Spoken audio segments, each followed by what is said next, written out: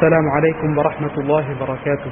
الحمد لله من لا تراه العيون ولا يصفه الواصفون ولا تخالطه الظنون ولا يخشى الدوائر ولا تغيره الحوادث، يعلم مثاقيل الجبال ومكاييل البحار وعدد قطر الأمطار وما يواري سماء سماء ولا أرض أرضا ولا بحر ما في قعره ولا جبل ما في وعره، والصلاة والسلام على هادي الأنام سيدنا محمد وعلى آله وصحبه أجمعين، أما بعد، فقد قال الله تعالى في كتابه العزيز: أعوذ بالله من الشيطان الرجيم، بسم الله الرحمن الرحيم، ما يلفظ من قول إلا لديه رقيب عتيد.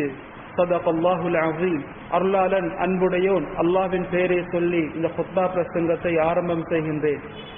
ஸலாத்தும் ஸலாமும் எம்முடைய தலைவர் நபி முஹம்மது ஸல்லல்லாஹு அலைஹி வஸல்லம் அவர்கள் மீதும், அன்னாருடைய ஸஹாபாக்கள், தாபிஈன்கள், தபஉ தாபிஈன்கள், கியாமத் நாள் வரை நபியுடைய சுன்னாக்களை பின்பற்ற போகின்ற அனைத்து முஸ்லிமான முஃமினான நல்லடியார்கள் மீதிலும் உண்டாவதாக. அனைத்து சந்தர்ப்பத்திலும் அல்லாஹ்வை பயந்து கொள்ளுமாறு முதலாவதாக எனக்கும் அப்பால் உங்களுக்கும் தக்வாவை கொண்டு வசியத் நசீஹத் செய்து கொள்கின்றேன். அன்பார்ந்த இஸ்லாமிய சகோதரர்களே, வாழ்க்கையில் ஒருவர் தவறு செய்துவிட்டால் அந்த தவறை சொல்லி காட்டுவதில், அதை திருத்துவதில் நிதானத்தை கடைபிடிப்பது இஸ்லாம் கற்றுத்தரக்கூடிய மிக முக்கியமான பாடமாக இருக்கின்றது. அன்பானவர்களே, மனிதர்கள் அனைவரும் தவறு செய்யக்கூடியவர்கள். இந்த தவறுகளை நாம் திருத்துவது, அதை முறையான முறையிலே சொல்லி காட்டுவது இந்த உம்மத்தில் இருக்கக்கூடிய ஒவ்வொருவருடைய கடமையாக இருக்கின்றது. இந்த உம்மத்துக்கு அல்லாஹு சுப்ஹானஹு வ தஆலா கொடுத்த பெரும் ஒரு பொறுப்பு தான் அல் அம்ரு பில் மஅரூஃப் வன் நஹி அனில் முன்கர். நல்லதை ஏவ வேண்டும், தீயதை விட்டும் தடுக்க வேண்டும். அன்பானவர்களே, நபி ஸல்லல்லாஹு அலைஹி வஸல்லம் அவர்கள் ஹதீஸிலே சொல்லி காட்டினார்கள், உங்களில் ஒருவர் ஏதாவது ஒரு பாவம் நடப்பதை கண்டால் அவருடைய கையின் மூலமாக தடுக்கட்டும் என்று ஸல்லல்லாஹு அலைஹி வஸல்லம் சொன்னார்கள். அதற்கு முடியாவிட்டால் அவர் தன்னுடைய செயற்பாடுகள் மூலமாக தடுத்துக் கொள்ளட்டும், தன்னுடைய நாவின் மூலமாக தடுக்கட்டும் என்று ஸல்லல்லாஹு அலைஹி வஸல்லம் சொன்னார்கள். அதற்கு முடியாவிட்டால் அவர் தன்னுடைய உள்ளத்தின் மூலமாக தடுக்கட்டும் என்று ஸல்லல்லாஹு அலைஹி வஸல்லம் அவர்கள் சொல்லிவிட்டு, இதுதான் ஈமானுடைய கடைசி அந்தஸ்து என்று ஸல்லல்லாஹு அலைஹி வஸல்லம் அவர்கள் சொல்லி காட்டினார்கள். அன்பானவர்களே, நபி ஸல்லல்லாஹு அலைஹி வஸல்லம் அவர்களுடைய சபைக்கு ஒரு நாட்டுப்புறத்து மனிதர் வருகின்றார். வந்து தன்னுடைய வேட்டியை உயர்த்தி அவர் சிறுநீர் கழிப்பதற்கு முயற்சிக்கின்றார். இந்த சந்தர்ப்பத்தில் சஹாபாக்களுக்கு கோபம் வந்துவிட்டது. சஹாபாக்கள் அந்த மனிதரை அதட்டினார்கள், மஹ் மஹ் என்று அதட்டினார்கள். அன்பு நபி ஸல்லல்லாஹு அலைஹி வஸல்லம் அவர்கள் சஹாபாக்களை பார்த்து சொன்னார்கள், தஉ வலா துஸ்ரிமு, நீங்கள் அவரை விட்டு விடுங்கள், அவருடைய வேலையை செய்து முடிக்கட்டும் என்று ஸல்லல்லாஹு அலைஹி வஸல்லம் அவர்கள் சொல்லி காட்டினார்கள். அவர் தன்னுடைய வேலையை முடித்ததற்கு பின்னால் அவரை பக்கத்தில் அழைத்து அன்பு நபி ஸல்லல்லாஹு அலைஹி வஸல்லம் அவர்கள் அவருக்கு அழகான முறையிலே புத்திமதி சொல்லி காட்டினார்கள். மஸ்ஜித் என்பது கண்ணியமான இடமாக இருக்கின்றது.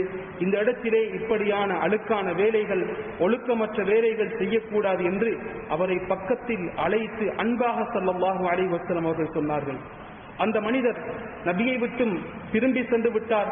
சற்று நேரத்தில் தொழுகை நடாத்தப்பட்டது. தொழுகையிலே அவர் வித்தியாசமான ஒரு துஆவை ஓதினார். அல்லாஹும்மர்ஹம்னி வ முஹம்மதா வலா தர்ஹம் மஅனா அஹதா. யா அல்லாஹ், எனக்கும் முஹம்மதுக்கும் மாத்திரம் உன்னுடைய ரஹ்மத்தை கொடுத்து விடு, எங்களுடன் சேர்த்து வேறு யாருக்கும் உன்னுடைய ரஹ்மத்தை கொடுத்து விடாதே என்று ஒரு வித்தியாசமான ஒரு துஆவை ஓதினார். நபி ஸல்லல்லாஹு அலைஹி வஸல்லம் அவர்கள் சொல்லி காட்டினார்கள், லகத் ضيقت واسعا, விசாலமான அல்லாஹ்வுடைய ரஹ்மத்தை எனக்கும் உனக்கும் என்று நீ சுருக்கி விட்டாய் என்று அன்பு நபி ஸல்லல்லாஹு அலைஹி வஸல்லம் அவர்கள் சொல்லி காட்டினார்கள். அன்பானவர்களே, பெரும் பாவங்கள் செய்யக்கூடியவர்கள் நபியுடைய சபைக்கு வந்தால் கூட, பெரும் பாவத்துக்கு அனுமதி கேட்டு வரும் பொழுது கூட நபி ஸல்லல்லாஹு அலைஹி வஸல்லம் அவர்கள் ஆத்திரப்படாமல், அவசரப்படாமல் நிதானத்தை கடைபிடித்ததை ஹதீஸிலே நாம் பார்க்கக்கூடியதாக இருக்கின்றது. ஒரு வாலிபர் வருகின்றார், விபச்சாரத்துக்கு அனுமதி கேட்டு வருகின்றார். நபி ஸல்லல்லாஹு அலைஹி வஸல்லம் அவர்களுடைய சபையில் இருந்த சஹாபாக்கள் ஆவேசப்பட்டார்கள். நபி ஸல்லல்லாஹு அலைஹி வஸல்லம் அவர்கள் நியாயமான முறையிலே அந்த சஹாபியை பார்த்து சில கேள்விகளை கேட்டார்கள். அன்பானவர்களே, நாம் சிலருக்கு நாம் ஒரே வார்த்தையில் பதில் சொல்ல முடியும், அவர்களுடைய வாயை அடைக்க முடியும்.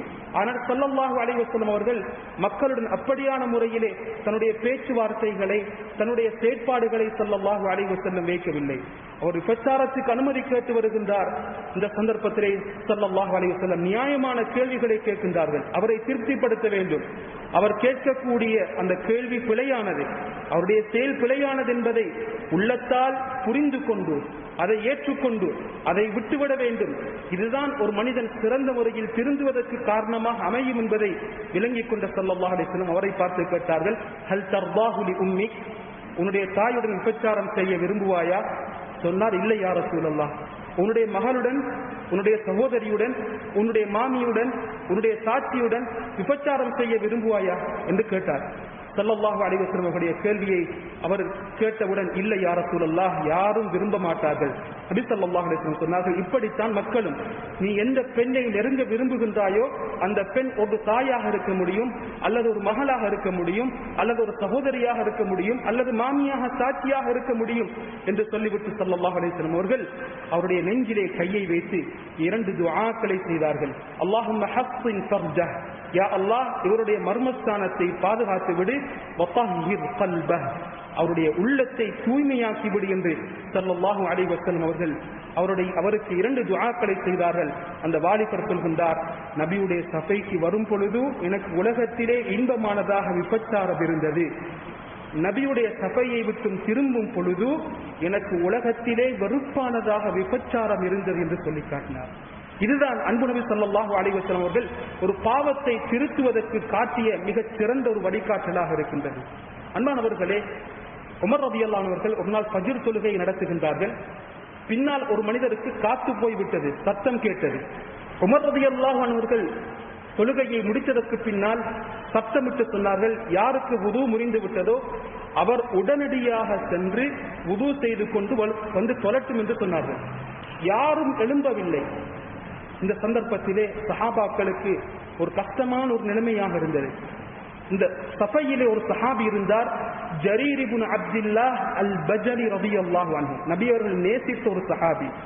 ஜரீர் ரலியல்லாஹு அன்ஹு அவர்கள் நபியுடைய சஃபைக்கு வந்தால் நபி அவர்கள் கண்ணியப்படுத்துவார்கள். தன்னிடத்தில் இருக்கக்கூடிய அந்த போர்வையை விரித்து உட்கார வைப்பார்கள். இவ்வளவு கண்ணியமான ஒரு சஹாபி.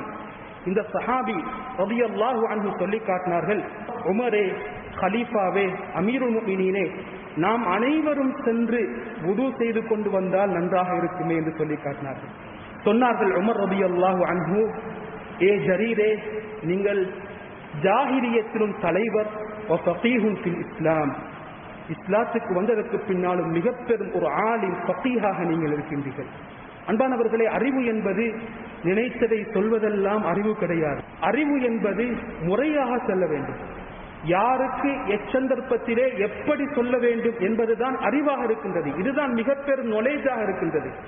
எதை சொல்ல வேண்டும், எப்படி சொல்ல வேண்டும், யாருக்கு சொல்ல வேண்டும் என்பதை புரிந்து விளங்கி சொல்வதுதான் அறிவாக இருக்கின்றது. இதைத்தான் சொன்னார்கள், நீங்கள் ஜாஹிலியத்திலும் பெரும் ஒரு தலைவர், நீங்கள் இஸ்லாத்துக்கு வந்ததற்கு பின்னாலும் பெரும் ஒரு ஃபகீஹாக, ஒரு ஆலிமாக இருக்கின்றீர்கள் என்று சொல்லி காட்டினார்கள். இதுதான் தவறை திருத்தக்கூடிய முறையாக இருக்கின்றது.